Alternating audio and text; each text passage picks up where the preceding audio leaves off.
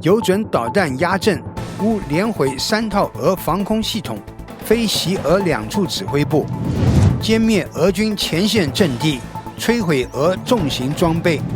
乌克兰精准打击金伯恩俄大型军火库，首次空袭俄飞地，毁俄供电核心。乌启用牵引式无人机打击战术。乌克兰3条出路曝光，泽连斯基奔走欧洲突围。伊朗20多高级指挥官毙命，最高领袖哈梅内伊跑了。德黑兰电视直播遭空袭中断，政权支柱被击穿。伊朗急提契合协议。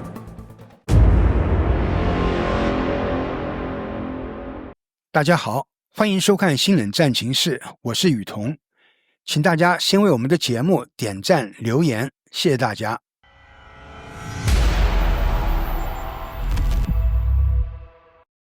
据诺尔报告披露，6月15日，一架乌军米格29战机突入扎波罗热俄军控制区，携带2枚美制 GBU-62 制导炸弹，对俄军设在前线的2个临时指挥中心实施精准打击。在无人机部队先行侦察并锁定目标坐标后，米格29迅速发射导弹，首先命中右侧指挥所，引发多次猛烈爆炸。紧接着第2目标也被击中，现场腾起黑烟与烈焰。乌军战机则在完成任务后安全返航。这已是3天内乌军摧毁的第3处俄军指挥设施。此前一处附带弹药库的俄军指挥中心也在乌军打击中被彻底摧毁。据悉，近期乌克兰有准战术弹道导弹已部署至扎波罗热方向多达50枚。这款新型国产导弹战斗部重达480公斤，威力是 ATACMS 的5倍，爱国者的3倍，具备高精度打击能力，可击穿俄军所有防御体系，部署一出即对俄方形成战略压制。与此同时，乌克兰情报部门还成功摧毁了扎波罗热方向的3套俄军防空系统，分别是铠甲、三毛举和伊姆比尔防空系统。这一成果直接为乌军战机的持续行动扫清了空域障碍。随着西方装备与技术的持续注入，乌军战机频繁出现在战场画面中，展现出远超2024年的空袭能力。除了扎波罗热战线，在顿涅茨克地区，另一架米格29战机也成功打击了俄军一处无人机操作基地。此次乌军使用的是法国提供的 AASM-250 铁锤炸弹，精准命中目标，将该基地炸成数个深坑，现场浓烟滚滚。第55独立空中突击旅在波克罗夫斯克方向成功击退了俄军的进攻。敌军企图以小股步兵搭配摩托车发起快速突袭，渗透乌军阵地，但在接近前沿阵地前就被彻底歼灭。乌军凭借高效的监视系统与精准火力，迅速识破并挫败了这一企图，守住了防线，未让敌人取得任何突破。在波克罗夫斯克西南方向，俄军目前距离第聂伯彼得罗夫斯克州边界仅3公里，但乌克兰军队正迅速构建3层纵深防御体系。该体系包括第1层反坦克壕沟与龙齿障碍物阻断重装部队，第2层铁丝网地雷阵封锁步兵通路，第3层地下掩体系统专门应对 FPV 无人机和火力侦察威胁。这一攻势布局已覆盖整个州界边缘，是当前乌军最重要的战略防线之一。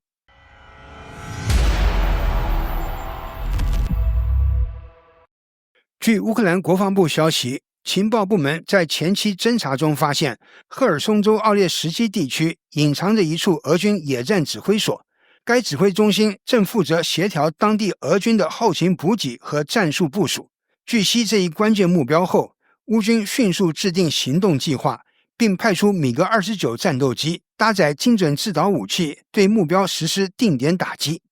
行动当天，乌军飞行员避开俄军防空系统，在适当高度发起突袭，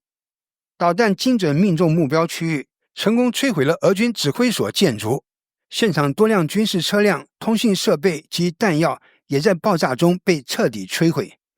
根据初步评估，约有数十名俄军军官与作战人员在空袭中被消灭。严重打乱了该区域俄军的作战节奏。奥列什基位于第聂伯河东岸，是俄军在赫尔松州防御体系中的重要节点。此次打击不仅造成俄军指挥体系的混乱，也进一步削弱了其在南线的组织协调能力。过去几个月中，乌军多次击沉试图向赫尔松方向运送补给的俄军登陆艇，并通过无人艇持续打击俄方位于黑海的天然气平台，逐步收复部分海上控制权。最新消息指出，赫尔松一线已趋近静态，俄第14军尝试渡河侦察，却被乌第40海防旅击退。有趣的是，部分俄军士兵竟在第聂伯河边钓鱼打发时间，反映出俄军士气低迷与战略僵滞。另外，乌东顿涅茨克与第聂伯河彼得罗夫斯克州交界处是近期俄军重点进攻的轴线之一。然而，据霍尔蒂察作战团发言人维克多·特雷胡波夫中校通报，俄军试图突破州界的34次交火全部被阻击，俄方所谓的持续存在仅是偶发渗透，打卡即灭，早已失去战略意义。他还公布了最新前线照片，反坦克壕沟、农崖障碍、地雷区、铁丝网、交错火力点组成的防御体系几近固若金汤。俄军靠小股步兵的人海战术强冲，只剩键盘上的推进。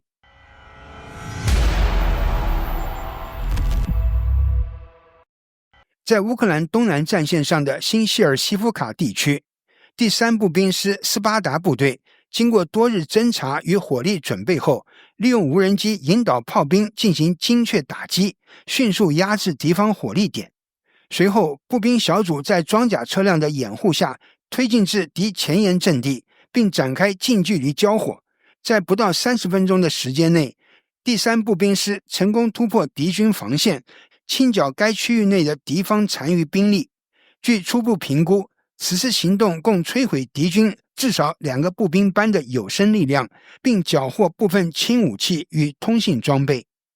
另外，乌克兰 K2 部队发布的视频显示，一台俄罗斯 BM-21 冰雹多管火箭炮被成功摧毁。据称，这台火箭炮上装载了一枚化学弹药，火箭炮在准备发射时遭到击中。俄军通讯录音透露，现场人员陷入恐慌，紧急呼吁寻找掩护，并佩戴防毒面具，以防化学物质泄露。基辅方面长期以来指控俄军在战场上使用化学武器，尽管俄方始终否认相关指责。与此同时，6月15日，乌克兰国防警卫队橡树旅发言人指出，俄军在巴赫穆特以北的西维尔斯克方向连续第3周使用化学武器，相关弹药具有极高的扩散速度，可迅速渗入战壕与掩体，迫使乌军士兵暴露于俄方火力之下。据称，该区域由俄第3军负责，主力为原顿涅茨克民兵部队，长期以来被指纪律涣散、战法残暴。此次化武再现，无疑再次践踏战争底线。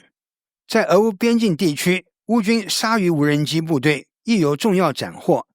侦察画面显示，俄军的 OSA 与 Strela 10地对空导弹系统暴露行踪，乌军随后使用 FPV 无人机实施打击，成功将其摧毁。乌克兰弩炮特种部队的一支刺杀小组近日在苏梅地区展开精准行动，成功摧毁了一门俄军 2S-1 康乃馨自行榴弹炮。此次袭击显然经过精密策划，目标明确，打击了俄军在该区域的火力支援能力，也进一步削弱了其炮兵部署的安全感。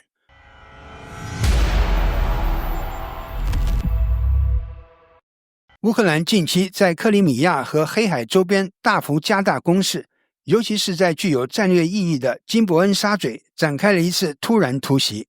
多家外媒援引图片报报道指出，当地时间6月15日前后，乌克兰特种部队成功渗透至金伯恩半岛的俄军控制区，对一处大型军火库实施了精准打击。据现场画面显示，乌军特种兵秘密接近俄军前沿基地后，在弹药库内部安放炸药，并远程引爆，引发剧烈爆炸，火球冲天，爆炸声持续不断，仓库内大量武器装备被彻底摧毁。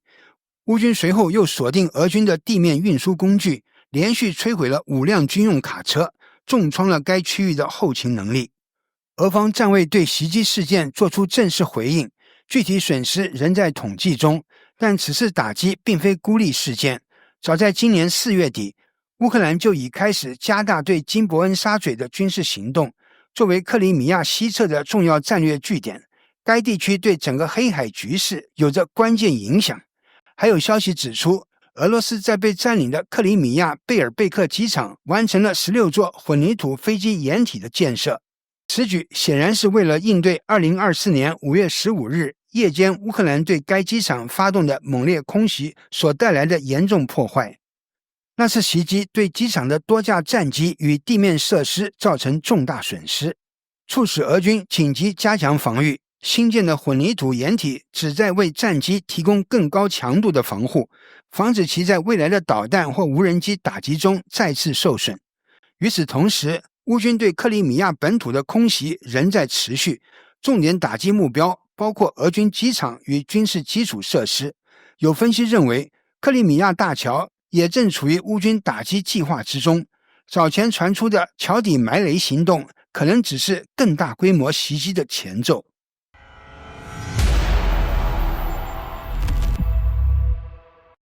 据开源情报防御者6月16日报道，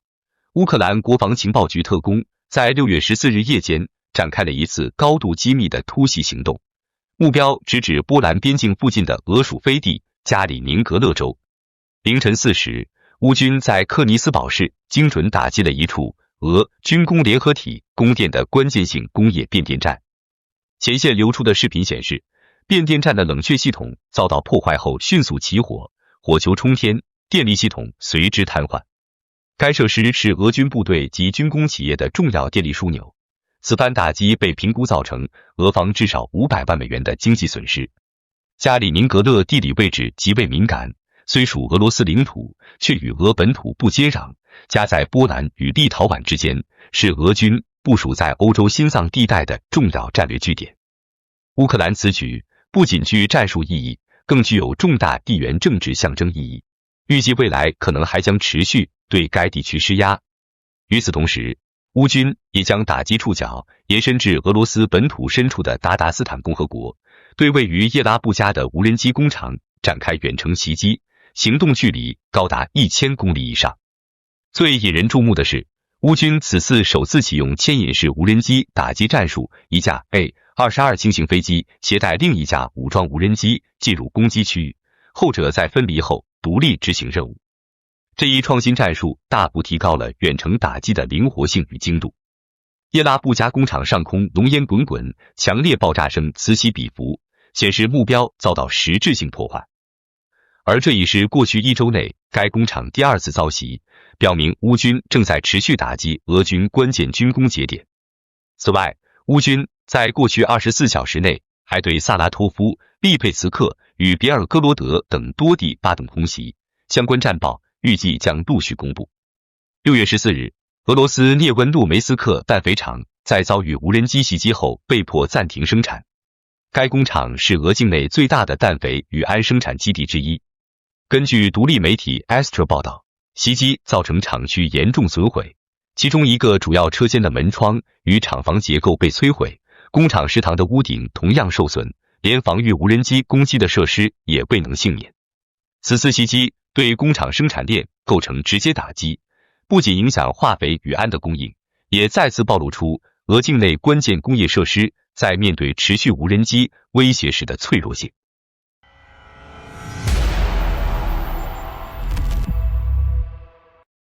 6月16日，英国《每日电讯报》援引多位知情人士消息称，美国将不再向乌克兰免费提供武器援助。这一变化标志着华盛顿政策立场的重大转向，从无偿援助转为商业销售模式，并将主要责任转嫁给欧洲盟国。根据分析，若前总统特朗普重新入主白宫，其一贯主张先美国利益的对外战略将全面回归，预计将彻底终结美方对乌克兰的长期军事资助政策。未来乌克兰如需继续获取美制武器，将面临3条路径：依靠欧洲资助，通过欧盟出资购买美制武器，自主从美国采购，以市场价格完成军购，加速本国军工自主化发展。事实上，乌克兰早已在大力推进本国武器制造，目前约有 40% 的武器装备来自自主生产。若欧洲进一步加大财政支持，乌克兰有望实现部分装备自己加关键火力进口的战略目标，战斗力将大幅跃升。就在美元前景趋冷之际，加拿大政府宣布再向乌克兰提供20亿加元的军事援助，并计划深化与基辅的长期国防合作。这是对北美盟友支持前景不确定的有力回应。另外，乌克兰总统弗拉基米尔·泽连斯基突访奥地利首都维也纳，会见奥地利总统范德贝伦、总理卡尔·内哈默及多位部长。这次未公开行程的突然访问被外界解读为一次重要的外交动作。泽连斯基此行释放了强烈信号，乌克兰不会在压力之下选择沉默与退缩，而是通过外交行动展现其坚韧不屈的国家意志。在外援可能削减的背景下，乌克兰正努力通过双边对话获得欧洲更广泛的支持。还有消息指出，乌克兰在电子战领域取得新突破。Brave 一平台支持的团队研发出一种可干扰俄军常用 Mavic 无人机的新型系统。该设备可精准干扰无人机的通信通道，削弱其侦察、导航和打击能力。这种系统专为对抗低空小型商用无人机设计，特别针对俄军大量部署的大疆 Mavic 系列进行优化。尽管 Mavic 因价格低、操作简便而广泛使用，但其抗干扰能力较弱，逐渐成为软肋。新系统通过高精度频率侦测和定向干扰技术，能快速切断 Mavic 与操控端的数据链，使其失控、迫降或返航失败，从而阻止敌军获取情报，并保护己方前线部队。目前，该系统已完成多轮实战测试，表现出良好效果。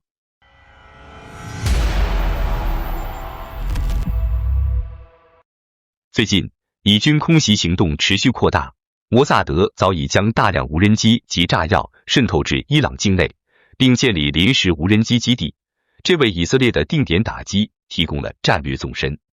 以色列战机罕见地在白天对德黑兰发起大规模空袭，标志着以色列在空中已取得更大自由度。德黑兰的防空系统首次在日间启动，但效果有限，爆炸声从多个军事基地传出。以军还在此次行动中摧毁了德黑兰的 Mersed-16 导弹系统，并成功打击伊朗身处目标。例如，设拉子雷达制造中心遭空袭，大火蔓延；马什哈德机场被远程打击；距边境超过2300公里波尔多核燃料浓缩厂被钻地弹击中，或已严重受损。以色列国防军还对伊朗实施了史无前例的斩首式军事打击。多名伊朗高级情报及军方核心人物被定点清除，造成德黑兰政局明显震荡。路透社报道，德黑兰市中心在过去数日内发生至少5起汽车炸弹袭击，总数已达14起以上，目标锁定伊朗核科学家与革命卫队高官。据路透社确认，伊斯兰革命卫队情报机构负责人穆罕默德·卡泽米及其副手哈桑·穆哈克格、伊朗警察部队负责人萨达尔拉丹均在以军打击中死亡。至少14名伊朗核科学家也在袭击中被清除，多数死于汽车炸弹袭击。英国媒体称，这次袭击共造成近100人死亡，其中包括20多名高级指挥官，但伊朗方面强调多数死者为平民。以色列表示，对伊朗高层的精准打击有助于减少大规模战争中平民的伤亡。局势升级之下，传出伊朗最高领袖哈梅内伊正与俄罗斯协商撤离安排。据伊朗国际援引内部消息称，德黑兰方面正与莫斯科秘密沟通，为高级官员及其家属寻求撤退路线。一位哈梅内伊助手被曝已获得俄方安全保障承诺。虽然伊朗官方否认了相关传闻，但这一系列报道凸显了德黑兰内部权力核心的动摇。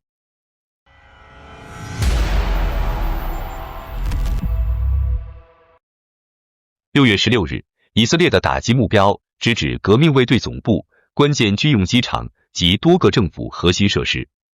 而这次，伊朗的喉舌机构伊朗国家电视台和广播电台大楼也未能幸免。